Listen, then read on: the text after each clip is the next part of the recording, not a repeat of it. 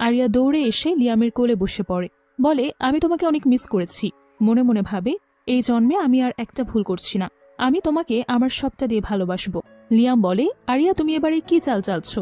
Area বলে তুমি যখন এসে গেছো আর আমারও একজন পাত্র লাগবে, তো তুমি কি আমাকে বিয়ে করবে? লিয়াম অবাক হয়ে বলে তুমি কি বললে?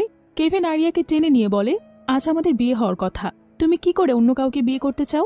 কেভিন মনে মনে ভাবে লিয়ামের সব সম্পত্তি তো আরিয়ার নামে করা, আরিয়াকে আমি কিছুতেই হারতে দিব না।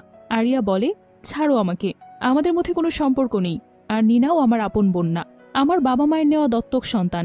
সবার মধ্যে কানাঘুষা চলতে থাকে, কেননা সবাইকে বলা হয়েছিল আরিয়া ও নিনা যমজ বোন। জিয়াং ফ্যামিলি তো বলেছিল আরিয়া অসুস্থ, তাই সে গ্রামে বড় হয়েছে।